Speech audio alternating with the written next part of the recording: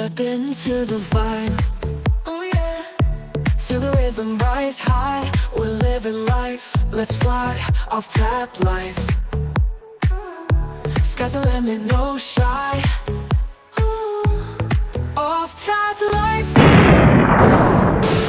Alright, wrestling fans, I want to talk a little bit about Karrion Kross, specifically for those who are fans of the WWE and the great one known as Karrion Kross that we all have come to know and love, and yet somehow, some way, even though he has managed to get himself over and he has tons of people really showing their support and they are literally chanting his names all the time, somehow, some way we come to this point where we're not sure, 100% sure if he's going to be part of WWE still, or is his contract going to be just gone, or is he going to sign a new contract? Because the latest has it that he has been offered a new contract, another one I'm assuming that's probably better than the one that they offered before, which again, he had been offered another contract. The problem with the previous contract that they offered him, it wasn't for any like bigger amount of money. It wasn't for, or at least allegedly, the amount of money that I guess Kross was looking for. And also it wasn't for, like, I would assume anyways, that it wasn't for what some other quirks that maybe, you know, Kross would want, like to be actually featured on TV more prominently, you know, given more matches, you know, actually maybe even a championship run. I mean, we're talking about a guy who is really talented, really great on the microphone, really charismatic, has a great personality, has a great just image. He has a cool gimmick, you know, everything about him and Scarlett together, them together, like what an amazing package. Totally awesome. The presentation is just second to none. That entrance gives you goosebumps. You get excited. You get just ready for some awesomeness when they come out. I just don't get it. I've never understood why. First of all, I don't understand. For you guys who don't know, a little history lesson. So in NXT, Karrion Kross was like legit a big deal, dude. He was the man there. You know what I mean? He was like treated how you would think someone of his stature should be treated. I mean, the guy was dope. You know what I mean? He comes to the main roster. And then next thing you know, he's wearing a gimp outfit. Dude, I am not, you can't make this stuff up. I'm serious. They completely changed him. This is back when Vince McMahon was there running things. And more, you know, hey, no hate against Vince. You know, I don't know who was creative. It might have been Vince who told him, hey, go out there and wear a gimp outfit. I don't know, right? It could have been someone else, right? Who knows? Who knows who told him? But whoever told him, it was a very bad decision because he was cool looking already. He had the look, he had the style and everything. And then they go make him look like he's getting ready to do some freaking dominatrix stuff, or I don't even know what's going on. But all I know is that that ruined him. That moment, it really freaking took him from being up here and knocked him down here, because everyone's like, what in the freaking Fruity Pebbles is going on here? What's this? You know what I'm saying? So he lost a bit of that freaking just, you know, coolness factor that he had, you know, that freaking fan loyalty and a lot of things, because it kind of made him look like, yeah, kind of just not the way we would have liked to have seen him. You know what I'm saying? So anyways, this is probably something that, you know, he should again be commended for, because he's managed to, without being pushed by WWE, without having a lot of freaking just opportunities, you know, to, you know, on the Raw, on SmackDown, you know, to get himself over and things like that. You know, he's taken it upon himself on social media. He started making his own videos. He started getting his own freaking momentum happening. He put in the hard work, and against the odds, even though everything was stacked against him, he's managed to do that. So I think some credit needs to go to him. Like, what, a few weeks ago, his merch was even the top selling merch in the merch store. His merch was the top selling merch. What are we doing here, ladies and gentlemen? Why is this guy not just being able to be shown the love he deserves? Because, ladies and gentlemen, Karrion Kross is awesome.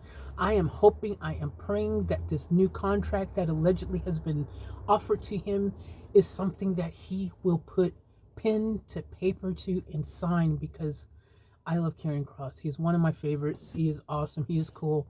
He's one of those, like, to me, you know, and apparently there is, you know, a whole connection with Bray Wyatt and stuff like that. And he's just one of those kind of guys. To me, he's one of those kind of guys. And I love that. you know. And that's one of the things I think is really annoying, because I feel like Triple H, you know, I don't really feel like he likes the spooky, supernaturally kind of vibe people.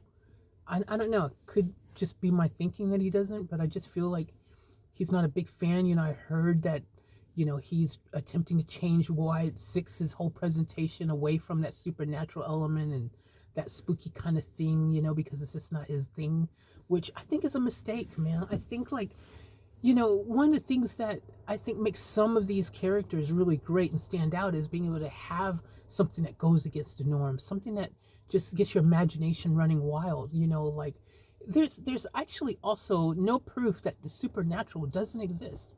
I mean, there is no proof that it doesn't. There's no proof, but yet there's millions of people who say it does, and that they've seen things and they've experienced supernatural activities and all this stuff. So, you know, it's really kind of just based on one person's opinion, whether or not they will accept it or believe it or whatever. But at the end of the day, ladies and gentlemen, I just want to remember, what is exactly the E on the WWE standing for? Because from my memory, I thought that was entertainment.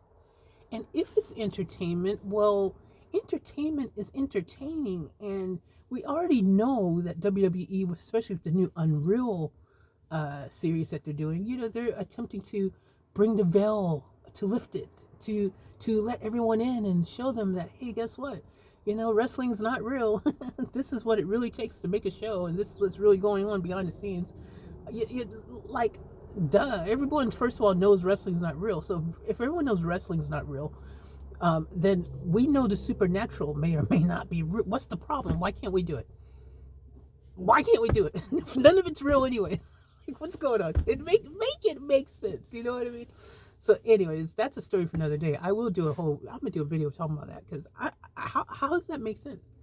You're doing something that's already not real. You know what I mean? Sports entertainment, keyword entertainment, it's all just storylines you've created and fun things and already predetermined who's going to win, who's going to lose type of scenarios. So, you know, yes, wrestling is predetermined kind of situation, you know? They go into the war room, they figure these things out, they got a plan, who's going to be the man, you know what I'm saying? So, at the end of the day, like, let the freaking fun stuff happen, and honor Bray Wyatt, by the way. Again, separate video, but honor him. Let this freaking Bray Wyatt's, you know, image and, you know, his whole dream and vision that he had for the Wyatt Six, let it come to fruition. Let it be as spooky and supernatural as wanted. Plus, they've got that new ride or something, that new haunted house thing, the Wyatt Six haunted house thing, and it's all like horror based and all that kind of stuff. Dude, I think that's like supernatural, isn't it? Like, freaking, you're doing the rides, the amusement things or whatever that's been okay to project that persona. Let the group also project said persona, which is how we were all introduced to them in the first place, and Bray Wyatt.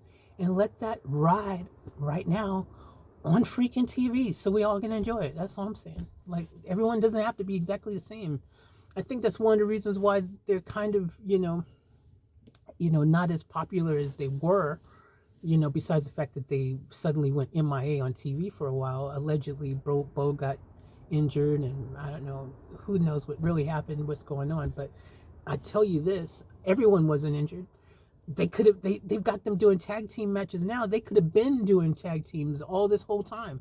Didn't have to take them off. They would have still been freaking at a much, much more accepted level. You know what I mean? Because they were like, how do you, oh man, this is a story for another day. I need to say this because I was going to talk about how they came in, they destroyed everybody. They were like just seen as these badasses.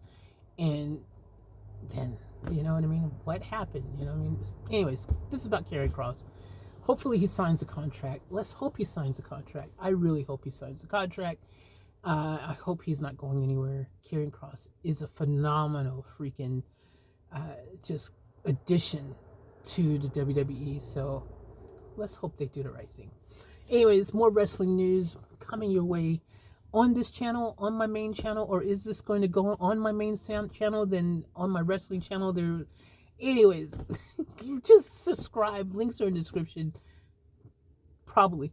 And I'll catch you in the next one. All right. Keep it off tap. We out.